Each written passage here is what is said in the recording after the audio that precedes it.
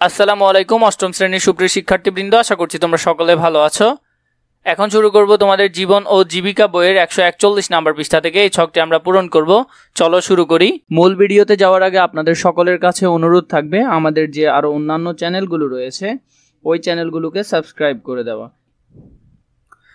হাত জীবাণুমুক্তকরণ, এরপরে সঠিক ওষুধ, ওষুধের মেয়াদ, ওষুধের ডোজ, রুট ও সময়, এগুলো একটু তোমরা ভালো করে পড়ে নিবে।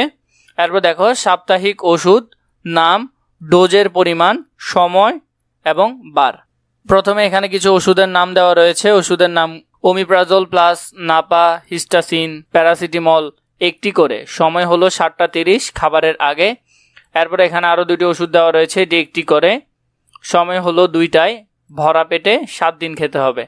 এরপরে আরেকটি হলো বিকাল বেলার দিকে, হিস্টাসিন আর প্যারাসিটামল একটি করে, 5টায়, ভরা পেটে 7 দিন খেতে হবে। এরপরে হলো বিকালবেলা। এরপরে হলো দেখো এই ওষুধগুলো হলো একটি করে 8:30 খাবারের আগে প্লাস খাবারের পরে খেতে হবে। সাপ্তাহিক বেলাভিত্তিক চার্ট। আসসালামু আলাইকুম অষ্টম শ্রেণীর সুপ্রিয় শিক্ষার্থীবৃন্দ, আশা করছি তোমরা সকলে ভালো আছো। আজকে শুরু করব তোমাদের জীবন ও জীবিকা বইয়ের 142 নাম্বার পৃষ্ঠা থেকে। এই ছকটি আমরা পূরণ করব। চলো শুরু করি। একক কাজ। মূল ভিডিওতে যাওয়ার আগে আপনাদের সকলের কাছে অনুরোধ থাকবে আমাদের যে আরো অন্যান্য চ্যানেলগুলো রয়েছে ওই চ্যানেলগুলোকে সাবস্ক্রাইব করে দেওয়া। বাড়িতে কিংবা বাড়ির আশেপাশে একজন রোগী প্রেসক্রিপশন সংগ্রহ করো। উক্ত প্রেসক্রিপশনে ওষুধের মাত্রা, সঠিক নিয়ম নির্দেশনা, সংকেত, সিম্বল ও পরামর্শ রয়েছে।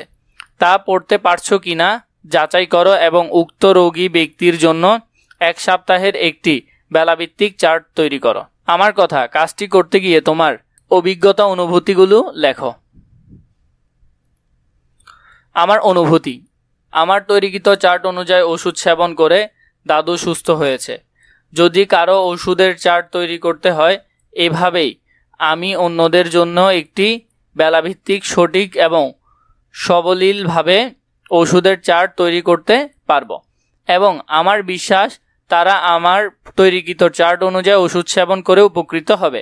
সর্বোপরি এই সেবামূলক কাজটি করতে পেরে আমি ভীষণ আনন্দিত।